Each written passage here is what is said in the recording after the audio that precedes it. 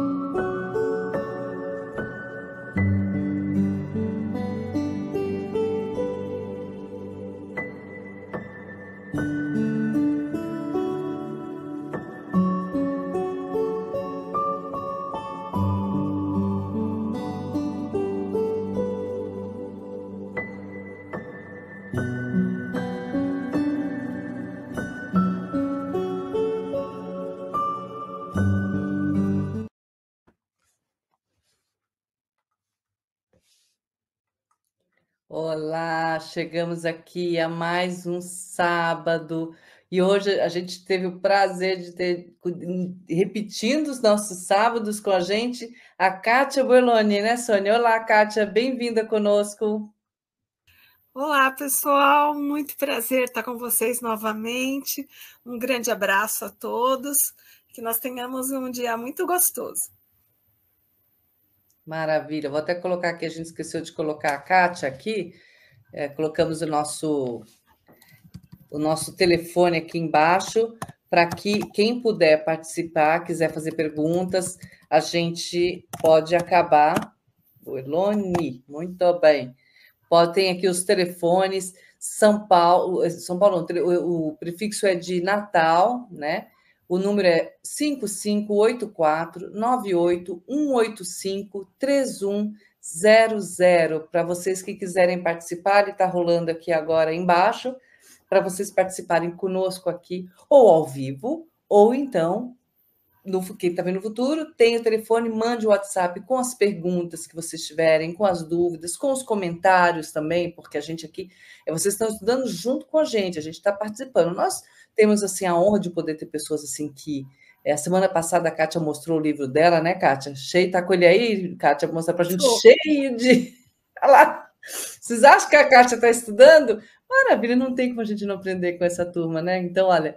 Delícia, vamos aproveitar esses conhecimentos, esses universitários que estão aqui para nos orientar nesse trabalho encantador, né, Sônia? É isso.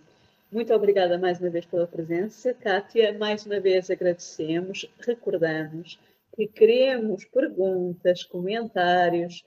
Nós estamos todos aqui a aprender, a estudar em conjunto. Todos os comentários são bem-vindos, as visões, as perguntas são todas importantes e elas podem não ser logo respondidas se, por acaso, as perguntas forem do futuro.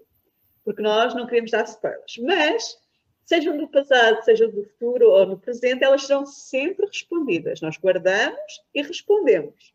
Então, por favor, mandem as vossas perguntas, os vossos comentários, alguma coisa nova que tenham aprendido, alguma ideia diferente da passagem que nós estávamos a dizer. Por exemplo, a semana passada eu tive uma ideia da estrada, né? Que era deserta, elas tiveram uma outra ideia, elas complementam-se, nós aprendemos muito com as visões diferentes uns dos outros, porque cada uma vai dar a sua visão de acordo com o aprendizado que tem. E isso é maravilhoso, porque assim vamos crescendo cada vez mais em conhecimento. Então façam um favor de partilhar connosco as vossas ideias. Exato. E então, antes da gente compartilhar as nossas ideias, vamos fazer uma oraçãozinha de abertura?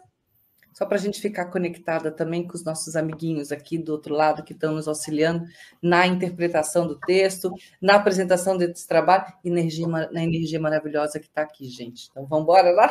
Vamos fazer a nossa oração e agradecer a Ti, Mestre Jesus, por mais essa oportunidade que nós temos de estar contigo, falando em Teu santo nome hoje novamente, recebendo o Teu carinho, Tua bênção, nesse nosso lindo planeta azul. Obrigada pela oportunidade de nos reunirmos com amigos aqui na Terra, aqueles que nós conhecemos, os que nós não conhecemos, mas são nossos grandes irmãos, irmãos desse grande universo, né? Pertencentes desse grande universo de Deus, e que a gente tem essa oportunidade de poder se fazer ver e participar junto com essas pessoas queridas. Mestre Jesus, que nós possamos aprender a entender as mensagens que nos forem passadas e, principalmente, que a gente consiga também repassar para as pessoas que convivem conosco, no nosso lar, no nosso trabalho, que possamos exercitar dentro de nós também o amor, a humildade, a tolerância com as falhas alheias, porque eles também têm que exercitar essa tolerância para conosco. Então, que nós possamos aprender isso através dos ensinamentos que nos vêm de Paulo de Tarso. Que assim seja. Sem contar o que Jesus já viu, né? Já trouxe para a gente, mas às vezes a gente não consegue entender Jesus, né? Até hoje eu estou tentando entender ele, meu Deus, está difícil para mim. Eu não tenho. Meu coraçãozinho ainda está aprendendo, mas olha, eu vou chegar lá, vou chegar, já estou bem melhor, né? Então, meninas, olha, a gente está no livro Paulo Estevão, nós estamos lendo, né? O livro Paulo Estevão, Franciscano Xavier, as três estão com o mesmo, né? Lá, ó. A diferença só da nossa com a da Kátia é aqui a parte de cima. Desculpa aí. Não, pode deixar, é ótimo, maravilha. Nós estamos na página 179, né? Não é só essa a diferença, Euridice. A diferença é que a nossa é da Federação Espírita Portuguesa Edição e a dela é da Federação Espírita Brasileira. É igual, porque é cópia, mas temos edições diferentes. Isso, mas no nosso caso... Ui, apertei sem querer, gente, desculpa. Apoiei meu livro aqui. No nosso caso, as páginas são iguais, está tudo certinho, mesmo. A edição é a mesma, só que uma é do Brasil, outra é de Portugal. E aí nós estamos no primeiro, segundo, terceiro, quarto, quinto parágrafo, que começa sem que pudesse entender. Então, página 179 do nosso livro, não sei de onde vocês estão acompanhando, então é no sem que pudessem entender, tá bom? E, assim, vou dar um resuminho rápido de onde a gente parou na semana passada. Nós estamos num momento lindo, lindo, incrível, emocionante, e a Sônia fez o favor de colocar para mim a música Nossa Estrada de Damasco, porque a gente já viu, o Saulo já caiu do cavalo, né? Que na verdade foi o camelo, que já caiu do camelo, e ele teve um encontro com alguém que ele estava tentando, ali ele sentiu, né? Uma energia maravilhosa, ele entendeu que aquele, como até a Kátia disse, que aquele era o Messias. Literalmente, o Messias que havia de vir, que veio e ele perdeu a oportunidade, perdeu o Playboy. Agora só ele está aqui, ele se depara com essa realidade que ele ficou cego por tanto tempo, não conseguiu enxergar, mas que ele já estava buscando entender isso, porque ele questionava já essa paz, né, que os cristãos tinham ao morrer, né? A gente citou Abigail, citou Estevão, mas tiveram outros também, porque Saulo passou a perseguir os cristãos. E aí é onde Jesus aparece e pergunta para ele, por que me persegues? E se identifica depois. E a gente vai continuar a partir dessa identificação. Tudo bem, meninas? Sim. Sem que pudessem ter... Vou voltar um atrás, tá? Vou voltar no não recalcitres contra os aguilhões. Saulo compreendeu. Desde o primeiro encontro com Estevão, forças profundas o compeliam a cada momento, e em qualquer parte, a meditação dos novos ensinamentos. O Cristo chamara-o por todos os meios e de todos os modos, né? Sem que pudessem entender a grandeza divina daquele instante, os companheiros de viagem viram-no chorar mais copiosamente. O moço de Tarso soluçava.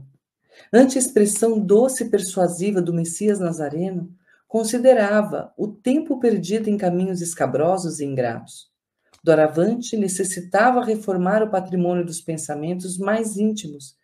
A visão de Jesus ressuscitado aos seus olhos mortais renovava-lhe integralmente as concepções religiosas. Certo, o Salvador apiedara-se de seu coração leal e sincero, consagrado ao serviço da lei, e descera de sua glória, estendendo-lhe as mãos divinas. Ele, Saulo, era a ovelha perdida no resvaladouro das teorias escaldantes e destruidoras. Jesus era o pastor amigo, que se dignava fechar os olhos para os espinheiros ingratos a fim de salvá-lo carinhosamente. No ápice, o jovem rabino considerou a extensão daquele gesto de amor. As lágrimas brotaram-lhe do coração amargurado com a linfa pura de uma fonte desconhecida. Ali mesmo, no santuário augusto do Espírito, fez o protesto de entregar-se a Jesus para sempre. Recordou de súbito as provações rígidas e dolorosas, a ideia de um lar morrera com Abigail. Sentia-se só e acabrunhado. Doravante, porém, entregar-se-ia ao Cristo, como simples escravo do seu amor. E tudo envidaria para provar-lhe que sabia compreender o seu sacrifício, amparando-o na senda escura das iniquidades humanas, naquele instante decisivo do seu destino. Banhado em pranto, como nunca lhe acontecera na vida, fez ali mesmo, sob o olhar assombrado dos companheiros e ao calor escaldante do meio-dia, a sua primeira profissão de fé. Senhor, que quereis que eu faça? Eu fico a pensar na grandeza do nosso amigo Saulo.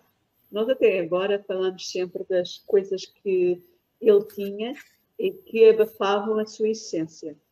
Mas ele tem uma profundidade enorme, porque ele consegue, perante aquele ato de Jesus, compreender a grandeza desse ato, e ele consegue perceber o quanto a misericórdia existe, porque é misericórdia ali, né? E quanto um gesto de misericórdia pode ter impacto nas nossas vidas. A música que a nossa querida Eurídice falava, que é a nossa Estrada de Damasco, que a semana passada foi colocada, fala lá sobre sejam as nossas mãos, não é? As agentes do bem, no sentido de sermos agentes do bem. E, na realidade, os nossos atos de misericórdia para com outros pode fazer exatamente esta ação nos outros. Jesus já tem um patamar de evolução imenso, mas mesmo assim, no nosso patamar em que nós nos encontramos, essa ação pode ter muito impacto em alguém. Eu nunca mais me esqueço daquela história da Segunda Guerra Mundial, em que um jovem judeu encontrava-se sempre com um alemão. É antes da guerra ter começado. E nessa altura o judeu passava pelo alemão e o alemão já era embrenhado daquelas ideias menos boas. E ele dizia sempre, bom dia, Herr, o nome da pessoa. E o outro não lhe respondia inicialmente. Só que o judeu não desistiu. Todas as vezes que cruzava com ele, diariamente, ele continuou a dizer bom dia, Herr, não sei quantos. Até que o outro, a que passou-lhe a dizer a mesma coisa. Acabrunhado, mas dizia-lhe bom dia, a pessoa que era. E invade-se a Polónia e começa a ação da Segunda Guerra Mundial. O que é que acontece? Acontece uma coisa maravilhosa. O senhor, que era judeu, estava lá naquela fila para decidir se ele ia para a câmara de gás ou se ia ser salvo. E a pessoa que estava à frente dele para decidir se ele estava vivo ou não, era exatamente aquele alemão com quem ele se cruzava diariamente. O alemão aproximou-se dele sem que ninguém ouvisse, disse-lhe assim, bom dia, vai para o lado X, que era o lado da salvação. Um gesto nosso de persistência no amor tem um impacto imenso nas nossas vidas e nós achamos que não. Isto é uma história verídica. Então pensem sobre isto. Porque é importante nós compreendermos o quanto um gesto de alguém que estava com aquele sentimento que ele estava, desta pessoa de persistência no amor, teve impacto na salvação dele à frente. Então, pensemos o quanto nós podemos fazer a diferença. Kátia. Essa passagem de Paulo é muito interessante, que a gente já até tocou no assunto a semana passada, né? O quanto ele, nesse momento, foi tão intensa a revelação para ele, que ele fez a sua primeira profissão de fé. Ele converteu toda a força que ele tinha na direção da defesa do Deus que ele acreditava, ele mudou a direção dessa força e passou a encaminhá-la a defender Jesus. Então, primeiro contato com a energia magnética de Jesus tocou a tal ponto o coração de Paulo que ele mudou de direção. Ele pegou aquele empenho, aquela garra, aquela força, aquela sofreguidão que ele ia e não desistia, aquela persistência, e mudou de direção. Deixou de seguir, de defender o Deus dos judeus e a lei dos judeus, e passou a defender o Cristo e as lições do Cristo. Nesse momento, ele já sabia que Saulo havia morrido e que estava nascendo Paulo. A partir daí, ele sabe que ele é uma nova pessoa, que ele é uma pessoa com um olhar diferente para a mesma vida. É a mesma vida que ele está vivendo, as mesmas situações, encontrando as mesmas pessoas, mas a maneira como ele vai se dirigir nessa vida vai ser muito diferente daquela que ele se dirigia antes. Então, eu acho esse momento muito marcante, porque ele toma uma resolução, e quando a gente toma uma resolução, ele foi tocado pelas energias maravilhosas de Jesus. Mas a gente, às vezes, é tocado por uma fala de um amigo, por um filme que a gente viu, por uma situação que a gente viveu, ou por um livro que leu. Às vezes a gente é tocado por coisas pequenas do nosso cotidiano que, como a Soninha falou, a gente não dá valor, a gente não acredita que aquilo possa ser um instrumento de modificação do nosso olhar para a vida. Mas se nós formos fazer uma retrospectiva, vamos compreender que muitas vezes esses momentos são cruciais para a nossa tomada de decisão. E são, na verdade, momentos em que o plano espiritual intervém a nosso favor. Momentos em que o plano espiritual nos acolhe, nos auxilia nas encruzilhadas que a gente se mete na vida. Muitas vezes estamos em dúvida quanto a decisões a serem tomadas, e uma conversa com um amigo, um livro que a gente leu, dá para a gente noções, falar, nossa, acho que eu devo seguir por aqui. Isso me deu uma ideia, vou seguir por aqui. E, na verdade, essa ideia é sugestão do plano espiritual, é o plano espiritual acendendo luzes na nossa consciência para que a gente consiga dar cabo da missão que assumimos antes de virmos para cá. Então, esse fato, acho que era Saulo encontrando o seu propósito, a sua missão. Ele finalmente descortinou aquela cortina ele abriu aquela cortina que tapava aos seus olhos a missão que ele tinha. Ele encontrou a si mesmo nessa entrega a defender o Cristo, que foi a sua primeira profissão de fé. Então, eu acho esse momento muito bonito e muito marcante, porque a partir daí ele modifica a sua conduta já, imediatamente. E essa mudança é tanta que na frase seguinte ele já está posta a sua entrega a Jesus. Está colocada a sua entrega a Jesus. Que ele diz, Senhor, que queres que eu faça? Ele nem questiona, né? Ele nem questiona. Ele entende que Jesus era o Messias, ele entende para que ele foi chamado e ele se entrega à missão. A partir desse momento, ele se entrega a defender o Cristo. Ele entende que ele já tinha perdido tudo o que era importante para ele lá atrás. Ele perdeu o amor da vida dele, ele perdeu todos os contatos, ele já não tinha, ele fazia as coisas induzido pelo rancor, pela raiva.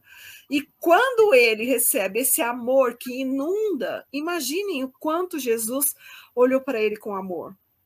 Quando ele se vê tocado por esse amor, ele fala, é isso que eu quero. Eu vou defender esse amor, essa paz para o resto da minha vida. Porque só isso me importa. É interessante porque é exatamente o que ele diz. Doravante, porém, entregar-se ao Cristo como simples escravo do amor, do seu amor. E vocês vão ver que ele responde para os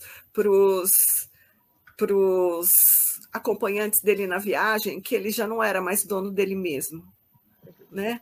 Então, ele passou a entender esse processo da humildade diante do orgulho da fé que ele foi educado a ter.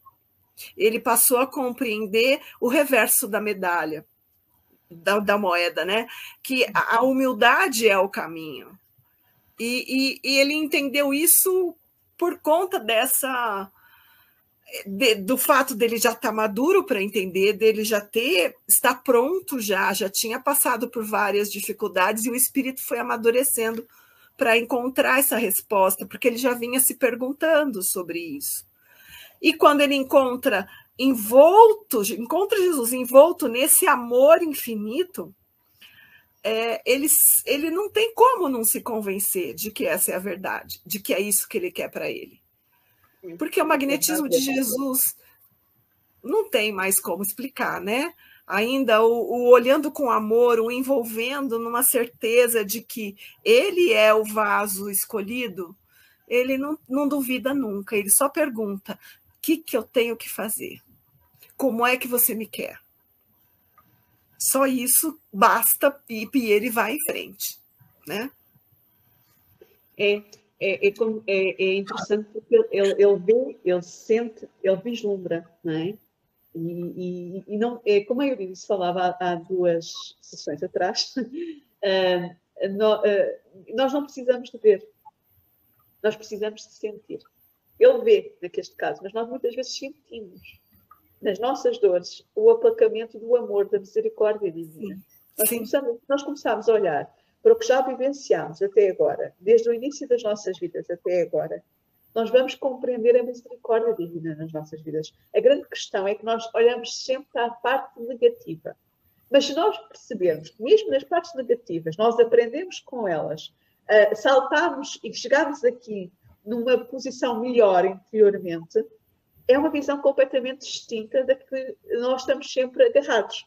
Não, aquela situação menos boa, vamos dar um exemplo, um pai que não foi tão presente, ok, ele não pôde fazer mais do que aquilo, mas ele deu uma vida. O facto de eu estar aqui e poder vivenciar, poder experienciar e poder crescer, já é uma benesse. É a mesma coisa que uma mãe. Ela não pôde fazer mais do que aquilo, mas eu posso. Eu posso viver o amor. Eu tenho essa possibilidade porque eles permitiram que eu nascesse. São estas pequenas coisas, o nosso ponto de vista tem que mudar para ver o que é a história do copo meio cheio ou copo vazio. Não é? Sim. Nós percebermos que, ok, mas espera, mas no meio disto tudo eu estou aqui, eu posso viver, eu posso amar, eu posso crescer, não é? Estas pequenas coisas, e o Saulo está a reconhecer isso. Sim, e também eu acho que é interessante a gente lembrar o quanto o nosso olhar modifica as situações, não é? Então, quando a gente vivencia um desafio qualquer da vida, uma perda, um momento delicado da nossa existência, o quanto isso é importante nós vivenciarmos para robustecer nossa fé, para ampliarmos o cabedal de esperança na vida, para configurarmos a nossa ação pautada nas virtudes. Porque fácil é a gente ser virtuoso quando tudo vai muito bem, mas é mais difícil ser virtuoso quando as coisas não estão a nosso favor. Então, essas provas, esse olhar que a gente tem para a vida modificado, nos ajuda a fortalecer tudo isso em nós. Então, ainda precisamos desses testes para nos robustecermos espiritualmente, para crescermos em entendimento. E esse olhar que temos é que faz a diferença. Porque se não tivéssemos esse olhar para a vida espiritual, nós devolveríamos as intenções da vida que são no sentido de nos agredir, devolveríamos com agressão, porque esse é o nosso primeiro impulso. Mas como já temos a consciência no bem, vamos lapidando a nossa escolha. O que eu faço agora? Eu faço devolver na mesma moeda ou eu penso, absorvo, transformo e respondo no bem. Então, se já somos capazes disso, somos capazes de crescer um dia depois do outro, porque não há como crescermos tudo de uma vez. A gente não tem o mesmo cabedal de Paulo. A gente ainda está aprendendo com ele os primeiros passos, aprendendo com ele a entender Jesus. E vamos dando os passos que nos cabem e nos aceitando a cada dia. Que isso que faz com que nós absorvamos essas lições e faça essas lições fazerem parte do nosso agir, não é? Uma frase que eu gostaria de falar, que eu assisti um filme, mas eu sou péssima para gravar, gente, mas assim, a ideia eu consigo trazer, que é uma coisa que eu vejo muito acontecer. A gente tem uma visão, tá num lugar, não gosto disso aqui, nossa, eu tô num lugar que todo mundo nossa, as pessoas estão me tratando mal, né? Não gosto, sabe? A crítica constante sobre aquilo que está ao seu redor. Aí, esse filme, o que eu vi, o cara falava o seguinte, quando você muda o seu pensamento, você muda o seu entorno.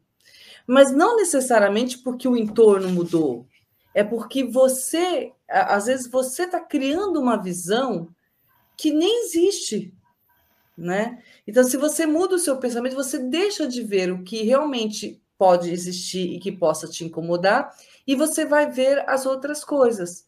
Começa a ver coisas do que você quer ver. Então, assim, por exemplo, eu moro aqui em Portugal. Um exemplo, moro aqui em Portugal e eu não tenho problema. Às vezes até esqueço que eu não estou no meu país, porque eu convivo com as pessoas como eu conviveria se eu estivesse no meu país. Então, eu não vejo. Aí tem gente que fala assim: eu estou em Portugal, a gente sabe que isso acontece, né, Sônia? Sou maltratado, sou não sei o quê. O que você fez para receber? Onde você está olhando? Para onde você. E assim, ser maltratada, eu fui maltratada dentro do meu país também. Mas eu não me alimento do que não me faça bem. Eu me alimento do que me faz. Desculpa, não me alimento do que me faz mal. Eu me alimento do que me faz bem. Então, se você muda o seu pensamento, eu mudei meu pensamento, é o quê? Eu convivo com pessoas especiais, incríveis, maravilhosas, que me acrescentam, e mesmo aquelas que eu não teria para ser minha amiga próxima, mas elas me acrescentam, pronto, no mínimo eu estou exercitando tolerância. Que ótimo que ela está na minha vida. Estou exercitando a paciência, né? Então, assim, essa frase, né? Eu vou ver, eu me alimento do que eu vou ver, do que eu quero ver, né? E aí, se eu vou mudar o meu coração, eu mudei meu entorno automaticamente, porque as coisas passaram a ter outro sentido para mim, né? Sim, sim. Eu estava me lembrando de uma história que eu já ouvi de um avô, que eu vou partilhar. Eu não vou dizer porque é para não identificarem. Eu achei lindíssima essa história. É um menino de 5 anos que foi mordido por outro menino da mesma idade. E o menino de 5 anos, em vez de revidar, virou-se para o outro menino e disse-lhe assim com uma voz calma: eu gosto de ti. Aquilo que tu fizeste, eu não te vou fazer igual. Mas se tu voltares a fazer, eu vou ficar triste contigo. E o outro menino parou. Compreenderam? Isto é um menino de 5 anos. Isto é um menino de 5 anos. Se a gente que é adulto pensasse dessa forma, não teríamos guerra, né? São espíritos de luz que estão vindo nos ensinar alguma coisa melhor, né? Eu queria lembrar uma coisa em cima do que a Euridice falou. Quando nós mudamos a nossa vibração interna, o poder do nosso pensamento, as emanações dos nossos sentimentos, a gente vai captar do ambiente as vibrações de mesma sintonia. A gente só vai captar, só vai conseguir ler, é como se a gente estivesse lendo um livro. Então, se o livro está escrito em japonês, eu não consigo ler. Então, as vibrações que eu emano, eu só vou conseguir fazer a leitura do ambiente das vibrações iguais às que eu estou emanando, porque essa é a minha linguagem hoje. Então, eu só consigo fazer essa leitura. Eu não consigo ler outras línguas, outras vibrações. Então, se eu mudo o canal, mudo a linguagem com que eu vou estar fazendo a leitura da vida. Aí eu só vou conseguir ler a vida sob esse aspecto. Então, o que acontece quando eu mudo o meu mundo interno? Eu vou conseguir perceber no mundo externo só aquilo que é condizente com o tipo de energia vibracional que eu estou emitindo naquele momento. Por isso que muda o meu entorno. Porque tudo tem de tudo no meu entorno, tudo. Então, são ondas vindo de diversas proporções vibráteis, diversos comprimentos de onda. Mas eu sintonizo aquelas que eu quero que estejam ao meu redor, aquelas que eu quero entrar em contato. Então, automaticamente, o universo faz essa seleção. E, na verdade, sou eu que faço essa seleção inconscientemente. Porque se eu mudar a vibração com que eu estou pensando, sentindo, olhando para as pessoas, olhando para o ambiente, se eu consigo ver coisas boas no ambiente, essas coisas boas vão me retornar com uma vibração, com uma sensação de beleza, que vai acalentar meu espírito e aumentar a minha capacidade de ver a beleza. Da mesma forma, os outros tipos de virtude. Então, essa postura interna, é por isso que essa postura interna dita o meu exterior. Por isso que nós somos artífices da nossa própria vida, porque nós construímos a estrada por onde vamos caminhar. Com as nossas energias potenciais, vibracionais, a gente constrói magneticamente nosso caminho. E era isso que Paulo estava fazendo, tanto quanto Saulo, tanto quanto Paulo depois. E é interessante, desculpa, Pode falar, é interessante que ele tem as mesmas características de espírito. A diferença é que, como tu bem lembraste há pouco, ele mudou o seu foco. Para o bem. Como nós falávamos muitas vezes, a persistência só é má quando nós estamos no mal.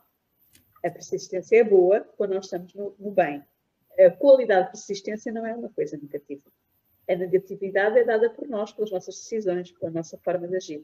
Então, lembremos que todas as qualidades estão cá. Só que às vezes nós temos o foco para o lado errado. Quando as mudamos para o lado certo, elas estão certas, porque tempo tiveram. Nós é que não tínhamos o foco que deveríamos ter. Sim, Eurídice, desculpa, eu não percebi que ias falar. Não, o que eu ia dizer era rápido, era só para mostrar a importância do nosso pensamento, né? A gente vai onde o pensamento vai e a gente vai onde o coração... Se for pensamento junto com o coração, aí que a gente vai mesmo. E vai rápido. Então é bom a gente tomar cuidado com o que a gente pensa e como a gente sente. E às vezes até entra em algum lugar, não estou me sentindo bem. Sai rapidinho. Então vamos lá. Senhor, que quereis que eu faça? Aquela alma resoluta, mesmo no transe de uma capitulação incondicional, humilhada e ferida em seus princípios mais estimáveis, dava mostras de sua nobreza e lealdade. Encontrando a revelação maior em face do amor que Jesus lhe demonstrava, solícito, Saulo de Tarso não escolhe tarefas para servi-lo, na renovação de seus esforços de homem.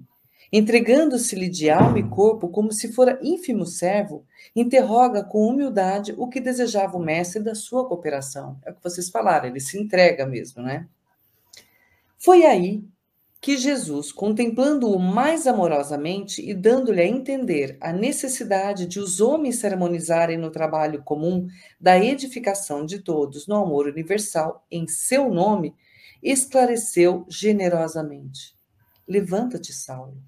Entra na cidade e lá te será dito o que te convém fazer. Sônia, acho que você ia falar alguma coisa, eu não parei, né? Não, está ótimo.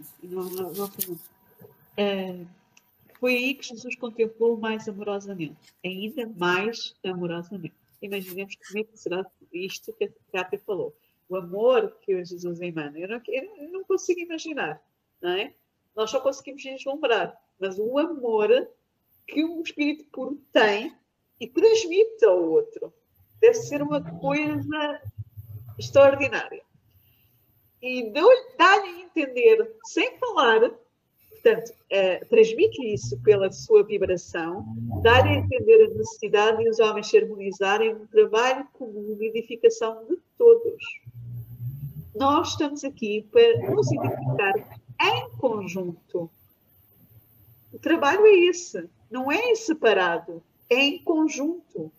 Nós somos seres para viver em sociedade. Nós precisamos viver em sociedade e crescer em conjunto. Seja um rico, seja um pobre, seja da raça A, da raça B, somos todos humanidade. E a base é a mesma. Todos nós temos a mesma origem, somos espíritos. Tomamos um corpo de acordo com as nossas necessidades, uma raça de acordo com as nossas necessidades de evolução. Mas ninguém é mais do que ninguém perante o divino. Pelo contrário, Saulo tinha exatamente esse preconceito racial. E ele aqui está a compreender que é para todos. E o que é que ele vai ser? Isto não é spoiler, toda a gente sabe. Que ele vai ser o quê? Aquele que leva o evangelho aos gentios, àqueles que não eram judeus. Nós precisamos de compreender isto. O trabalho dele vai ser esse. E ele está a compreender isso pela vibração do mestre. Ele está a ser chamado para vencer o seu preconceito racial. É isso que Saulo faz. E é isso que todos nós estamos a ser convocados a fazer diariamente, a vencer o nosso preconceito racial de castas, por exemplo, na Índia, ou então o preconceito de rico e de pobre. Porque nesta vida eu posso nascer rica, mas na própria vida eu posso ficar pobre. Porque isso faz parte. A forma como eu for tratar o outro vai ter impacto na forma que eu poderei vir a ser tratada se eu ficar, por exemplo, pobre. Ou então, se eu era pobre e transformei-me em nova rica, muitas vezes eu sou muito complicada para os outros, esquecendo de onde eu vim. E não pode ser. Porque nós somos todos perante Deus iguais e aquilo que importa é usarmos a posição em que nos encontramos para fazer o bem. E o Saulo vai usar a sua posição de inteligência, que é essa a posição dele, para o bem. Porque ele é um ser com inteligência e com conhecimento. E isto é importante nós refletirmos, Cátia. Eu acho que ele entendeu, pelas emanações de Jesus, o quanto o trabalho para Jesus implicava nessa condição de amor universal que Jesus estava convidando Paulo a aprender. E ele entendeu que esse amor universal devia começar nele pela humildade dessa entrega. Eu penso que foi esse o entendimento que ele teve, tanto que ele se propôs a fazer o que fosse preciso para seguir Jesus. Né? Então, o moço tarcense não mais percebeu o vulto amorável, guardando a impressão de estar mergulhado num mar de sombras. Prosternado, continuava chorando, causando piedade aos companheiros. Esfregou os olhos como se desejasse rasgar o véu que lhe obscurecia a vista, mas só conseguia tatear no seio das trevas densas.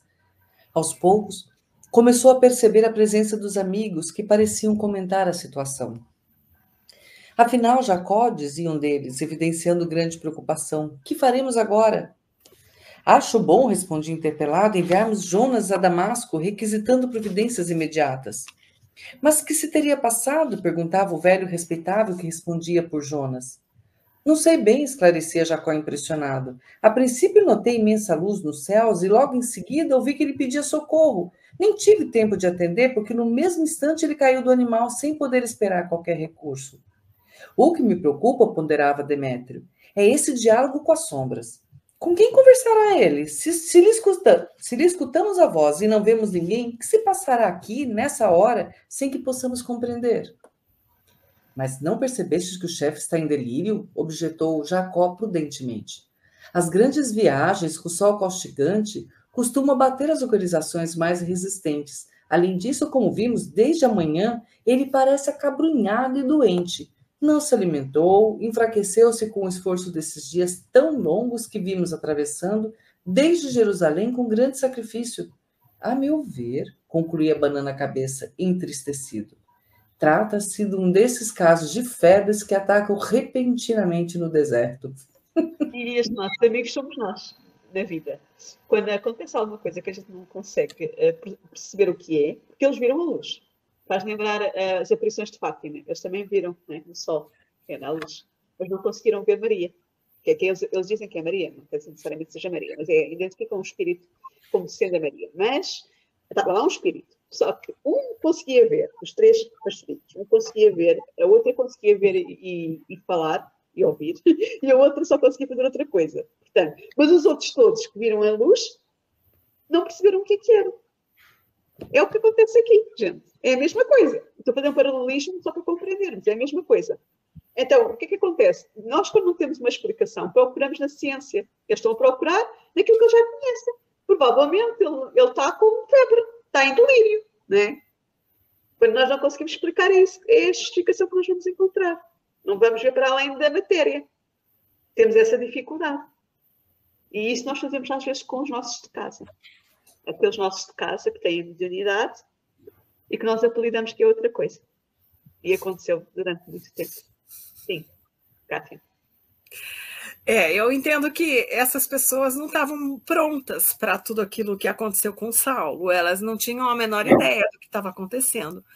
E agiram da melhor forma que eles conseguiram, né? Pensaram, discutiram o assunto, chegaram a algumas conclusões, mas de uma forma muito limitada diante da grandeza do que tinha acontecido. E eles, de certa forma, vão ser as pessoas mais úteis para Paulo nesse momento, porque são os próximos, aqueles que estavam próximos e que podiam auxiliá-lo a vivenciar esse momento de perda, porque ele ficou se sentindo perdido mesmo, diante de uma realidade nova e diante da sua cegueira para a vida material. É como se ele tivesse aberto os olhos para a vida espiritual e fechado os olhos para a vida material. Quanto simbolismo, né? Quanto simbolismo. E ele precisava desse tempo de contato com a espiritualidade e fechar o contato com a matéria para que ele pudesse ter a noção da grandeza da espiritualidade, da realidade da vida espiritual. E acho que Paulo foi entendendo isso com os dias que passou sem enxergar. E entendendo isso, ele ficou pronto para poder enxergar de novo, porque aí, quando Ananias o cura, ele passa a enxergar. Olha! Eu estava a deixar, mas ela não deixou. Pode ir, já foi. Ai, pode ir. Continua a tua. Mas pode continuar. Já foi. Então, é como se ele pudesse agora olhar para a vida na matéria, mas tendo os olhos da espiritualidade. Eu acho legal isso que você falou, né? Ele fechou os olhos para a matéria e abriu os olhos para o espírito, né? Sim. A gente muda. A gente tem. Que é o que a estava a dizer, né? Para ele poder ficar preparado para conseguir viver na matéria, e não vivendo muito mais a espiritualidade. E aí ele vem falar nas suas cartas que ele está no mundo sem ser no mundo, sem ser do mundo, né? Ele aprendeu isso, acho que a duras penas, aí nesse momento. E aqueles que viam isso não podiam entender nada disso, não tinham condição de compreender.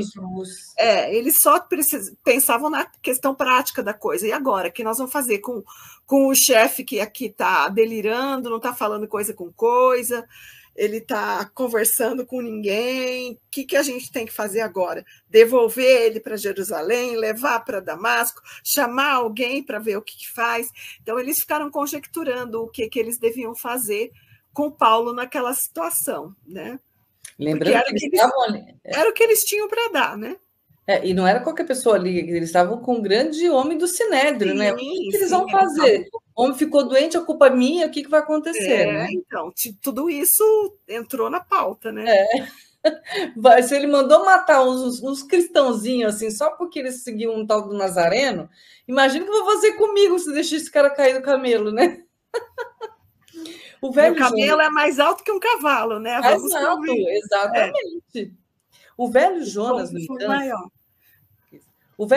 no entanto, de olhos arregalados, fixava o rabino soluçante com grande admiração. Depois de ouvir a opinião dos companheiros, falou receoso, como se temesse ofender alguma entidade desconhecida. Tenho grande experiência dessas marchas com o sol a pino. Gastei a mocidade conduzindo camelos através dos desertos da Arábia, mas nunca vi um doente nesses lugares com essas características. A febre dos que caem extenuados no caminho não se manifesta com delírio e com lágrimas. O enfermo cai abatido sem reações. Aqui, porém, observamos o patrão como se estivesse a conversar com um homem invisível para nós. Reluto em acertar essa hipótese, mas estou desconfiado de que em tudo isso haja sinal dos sortilégios do caminho. Os seguidores do carpinteiro sabem processos mágicos que estamos longe de compreender. Não ignoramos que o doutor se consagrou à tarefa de persegui-los onde se encontrassem. Quem sabe planejam contra ele alguma vingança cruel. Ofereci-me para vir a Damasco a fim de fugir dos meus parentes que parecem seduzidos por essas doutrinas novas. Onde já se viu curar a cegueira de alguém com a simples imposição de mãos? Entretanto, meu irmão curou-se com o famoso Simão Pedro. Só feitiçaria, a meu ver, esclarecerá essas coisas. Vendo tantos fatos misteriosos em minha própria casa, tive medo de Satanás e fugi. Como é que alguém pode achar que uma coisa que é o bem, que alguém ser restituído da sua visão, é uma coisa má? Mas o preconceito, né, o medo, faz isto do desconhecido. Que é o que está aqui a acontecer. Não é o primeiro que acontece isso. Nós falávamos disso há duas sessões atrás, do amigo do Saulo que o procura por causa do tipo ter sido curado. Ele também achou aquilo escandaloso. Como é que é possível? Mas o bem é sempre bem. Seja feito por A, por B ou por C. Não interessa ser feito por um espírita, por um bandista, por um católico, por um protestante, por um judeu, por um islâmico. Não interessa. O bem é sempre bem. Se a minha ação resultou o bem, a transformação do outro para o bem, a restituição da visão, que significa que é amor, que está ali em ação. Só que nós ainda vivemos muito disto. E ainda fazemos muitas separações, né, das coisas. Ainda, como não tínhamos a explicação, porque agora temos. A doutrina espírita explica. Nós temos o livro dos médicos que explica estas situações. Se nós, de alguma forma, não compreendemos, vamos para o fantástico e para o medo. E o medo é, como eu não conheço, então é uma coisa má. Mas o resultado que está a vir dessa coisa má é uma coisa boa. Precisamos de refletir quando isso acontece nas nossas próprias vidas. Exato. Posso continuar? Pode. Então, vamos lá. Recolhido em si próprio, surpreendido no meio das trevas densas que o envolviam, Saulo escutou os comentários dos amigos, experimentando grande abatimento, como se voltasse exausto e cego de uma imensa derrota. Limpando as lágrimas, chamou um deles com profunda humildade. Acudiram todos solicitamente.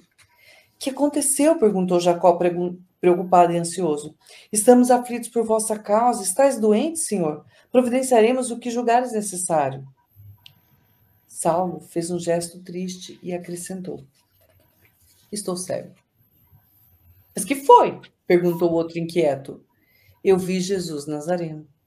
Disse contrito, inteiramente modificado. Jonas fez um sinal significativo, como afirmar aos companheiros que tinha razão. Entreolhando-se todos muito admirados, entenderam de modo instintivo que o jovem rabino se havia perturbado. Jacó, que era a pessoa de sua intimidade, tomou a iniciativa das primeiras providências e acentuou. Senhor, lamentamos vossa enfermidade.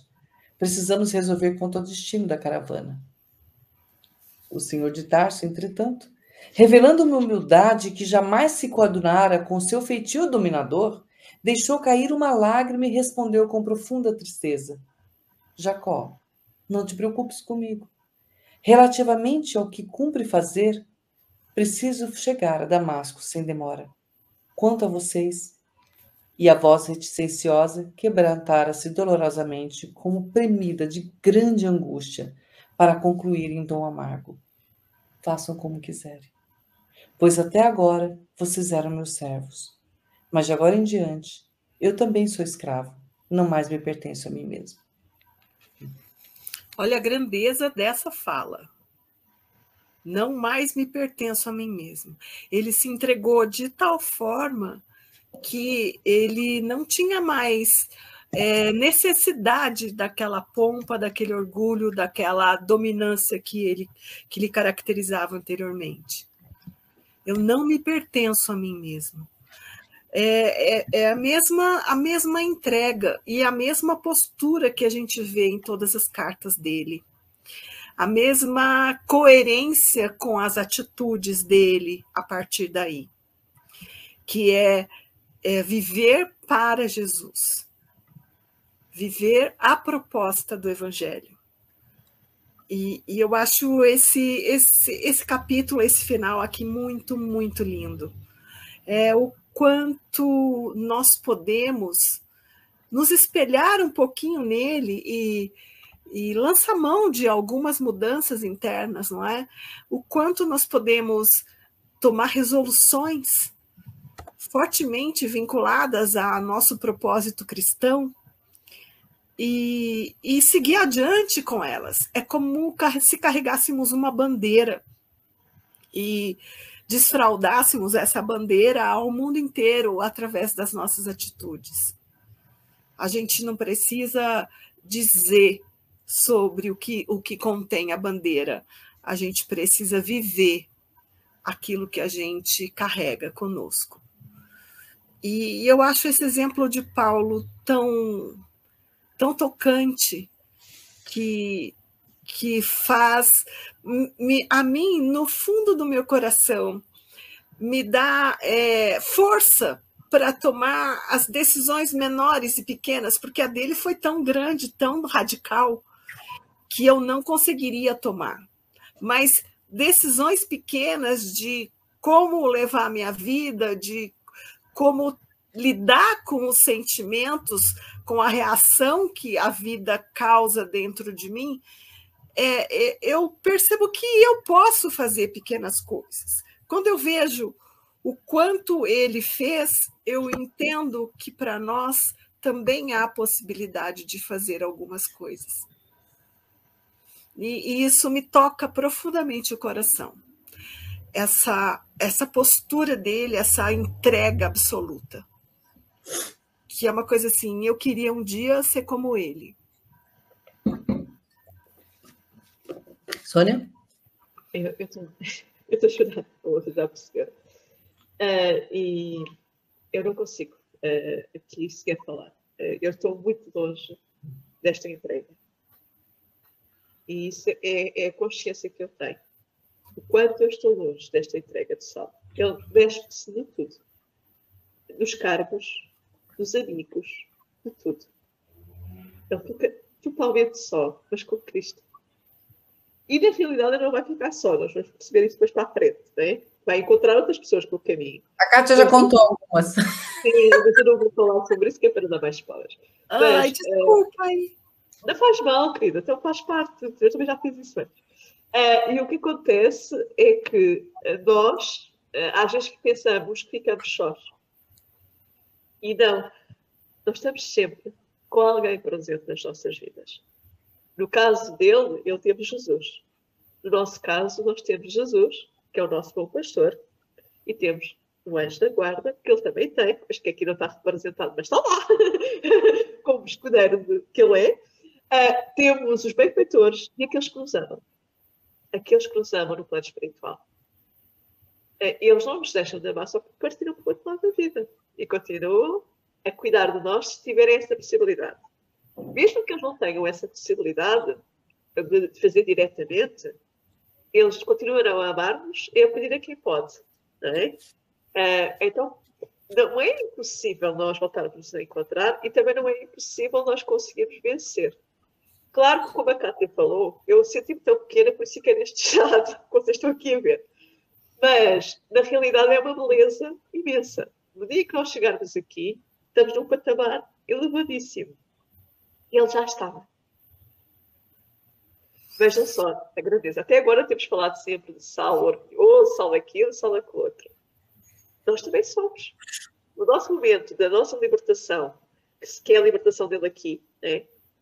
O nosso encontro com Jesus real, que não é este encontro que nós falamos aqui, mas um encontro figurativo, vai se dar num momento em que nós vamos conseguir fazer isto. Senhor, o que queres que eu faça?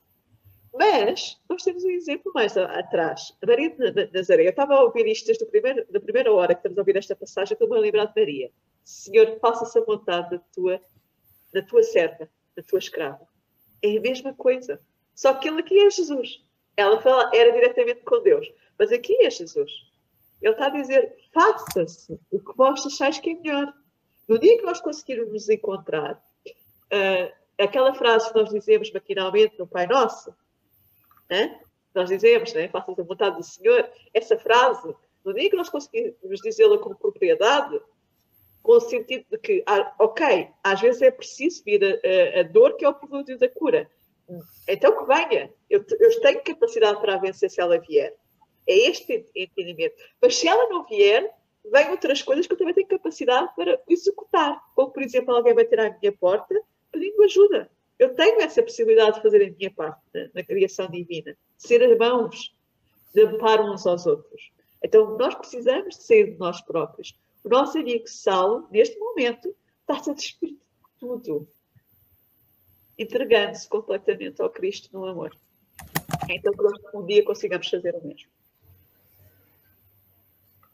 Eu acho que a gente lembrar dessas pequenas coisas, né? Esses pequenos momentos do nosso dia, esse é o objetivo desse programa. Não é só a gente conhecer a história de Saulo, né? De Estevão, de Abigail, de Jesus, mas a gente ver como a gente pode colocar isso no nosso dia a dia, né? O que eu consigo aprender com esses ensinamentos. E realmente, o que a Kátia falou, a Sônia também, essa entrega dele é maravilhosa. A gente, mesmo que a gente fale, mas eu não estou nesse patamar de Saulo de Tarso, mas qualquer pedaço de entrega que a gente fizer, qualquer detalhe que a gente aceitar dos ensinamentos dele, a gente já é uma grande conquista. Eu fico imaginando, como a Sônia falou, ele também tem os anjos da guarda dele. Quem prometeu para ele que ficaria cuidando dele? A própria Abigail. Né? E a Abigail conhecia o coração de Saulo, só estava esperando que ele conhecesse. Imagina a alegria dela, além do grande amor que ela tinha por ele, mas a alegria dela em ver que finalmente Saulo esteve diante de Cristo e aceitou o Cristo, reconheceu o Messias. A alegria dela em ver a renúncia dele de si mesmo pelo Cristo. Né? E também de Estevão, ou seja, tudo, é como se tudo aquilo que aconteceu, gente, que a gente leu até hoje, desde o primeiro capítulo do livro, tivesse valido a pena. Todo o sofrimento que eles tiveram valeu a pena, porque finalmente o Saulo acordou. E aí eu fico imaginando as nossas famílias, a gente é espíritos, como espírito a gente entende reencarnação e etc. Agora eu fico imaginando eles quando que nos acompanham de várias reencarnações, a gente lá cometendo os mesmos erros, a mesma coisa, não aprendeu ainda. Quando a gente finalmente aprende, imagina a alegria das pessoas que a gente ama, que já estão do nosso lado, cuidando da gente. Às vezes, quando eu faço alguma coisa que eu falo, nossa, acho que eu fiz uma coisa boa, mas eu fiz boa assim, não é que eu fiz uma boa ação, eu me senti tão bem fazendo aquilo que eu fiz uma coisa boa. Eu fico imaginando a alegria da minha mãe, em vez de falar, poxa, minha filha conseguiu dar um passinho a mais. e os amigos que já se foram, e também quem está na Terra, quem está aqui do nosso lado, convivendo com a gente, ficam felizes em ver que a gente também modifica, a gente lima, né, tira situações e pensamentos negativos de nós mesmos e tentamos fazer alguma coisa melhor. A gente deixa de surtar, a gente deixa de brigar, a gente deixa de não sei o quê, e toma uma outra atitude, uma outra posição diante da vida. A alegria dessas pessoas que estão do nosso lado, que nos amam, deve ser uma coisa maravilhosa. E ver essa oportunidade, né, com essa grandeza que Saulo teve, realmente emocionante, é muito bom. E a gente, infelizmente, acabou mais um sábado. Não dá para continuar o livro. Considerações finais, meninas. Kátia. Eu entendo que toda essa beleza que a gente vivenciou hoje, que a gente expôs, né, na história de Saulo, que nós conseguimos capturar, faz um sentido muito grande para nós. Dá para nós uma potência que muitas vezes a gente não acha que tem. Dá para nós uma possibilidade de ver o mundo e de agir muito mais próximo de Jesus do que nós achávamos que podíamos.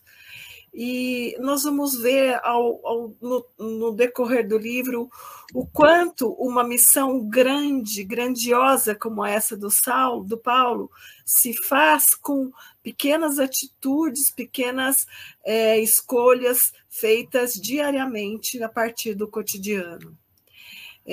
Eu estava me lembrando da Adélia Prado, que fala que o cotidiano da gente é a fonte de revelação. E essas revelações da vida, da essência do homem, da poética, da humanidade de todos nós, ela nos transforma, ela nos faz entrar em contato com a nossa essência, com a nossa humanidade mesmo, com a nossa, eu ouso dizer, com o divino em nós, o sagrado em nós.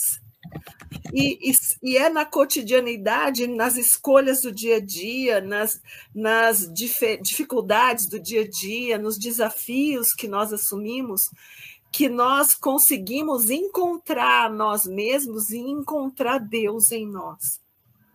Então, viver esse cotidiano de uma estrada poeirenta, de uma visão, de uma caminhada, dessas situações de estar montado num animal, dessas situações que são o cotidiano, que eram o cotidiano dessas pessoas da história, essa vivência nesse cotidiano trouxe à tona a divindade de cada um, a possibilidade de contato com o Deus interno e, principalmente, a força que cada um de nós tem na sequência, na vivência desse nosso princípio de vida.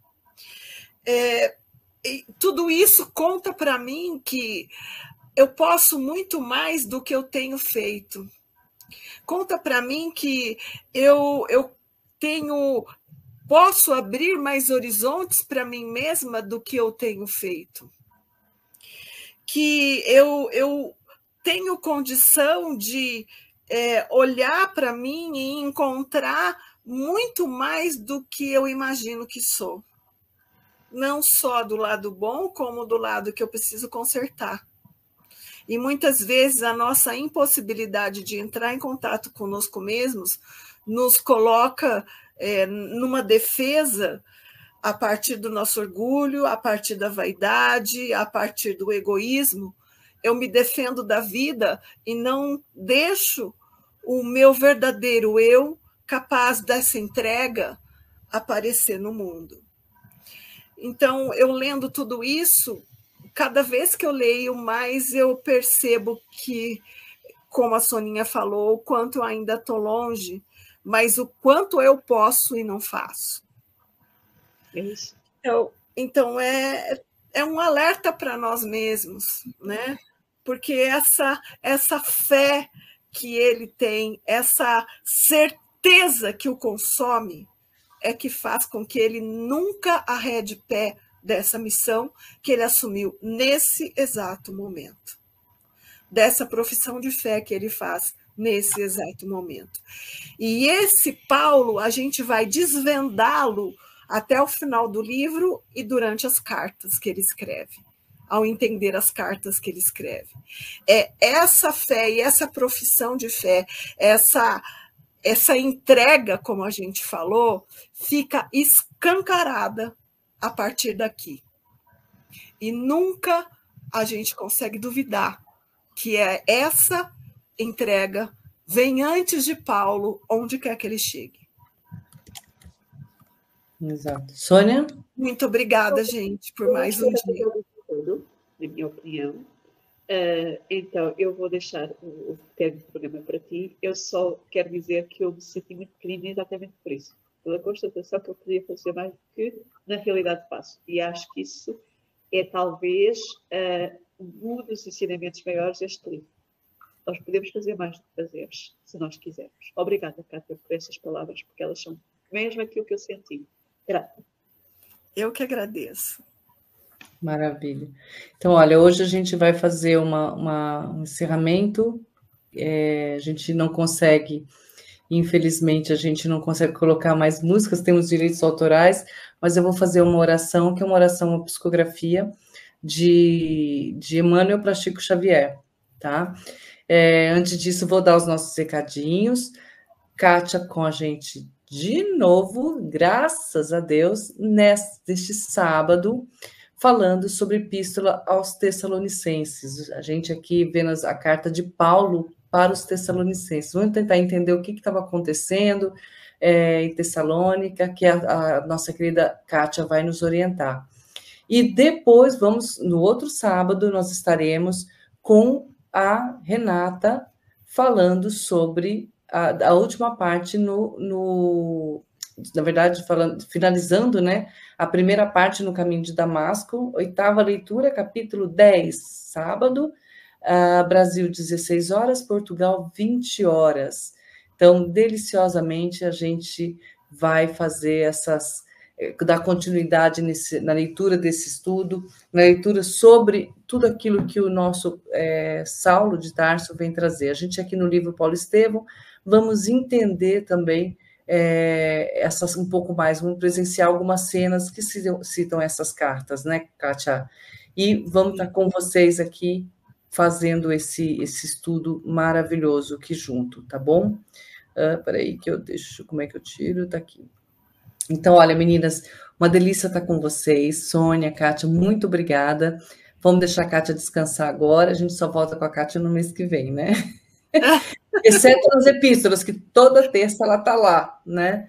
E eu peço a Deus que vocês tenham paciência comigo. Sempre, amiga. A gente é um karma que se uniu, que não vai ter que soltar mais. Aqui do outro lado e vão voltar de novo. Eu quero estar junto, porque com vocês eu aprendo um monte. Eu agradeço muito a paciência de vocês comigo. Imagina, sempre, maravilha. E vocês também que estão do outro lado assistindo a gente, participando conosco, muito obrigada por essa oportunidade de crescimento junto com vocês. A gente vai lembrar, infelizmente a gente não vê o rostinho de vocês, algumas pessoas a gente até já conhece, mas a maioria a gente não conhece o rostinho de vocês, mas saibam que neste momento nós estamos conectados a vocês pelo coração. Muito obrigada por estarem conosco aqui. E vamos fazer nossa oraçãozinha de encerramento.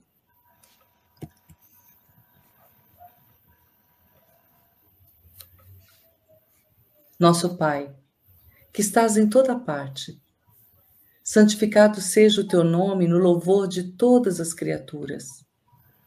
Venha a nós o teu reino de amor e sabedoria. Seja feita a tua vontade acima de nossos desejos, tanto na terra quanto nos círculos espirituais. O pão nosso do corpo e da mente dai-nos hoje, perdoa as nossas dívidas, ensinando-nos a perdoar nossos devedores com o esquecimento de todo mal. Não permitais que venhamos a cair sob os golpes da tentação da nossa própria inferioridade. Livrai-nos do mal, que ainda reside em nós mesmos, porque em ti, só em ti, brilha a luz eterna do reino e do poder, da glória e da paz, da justiça e do amor para sempre. Que assim seja.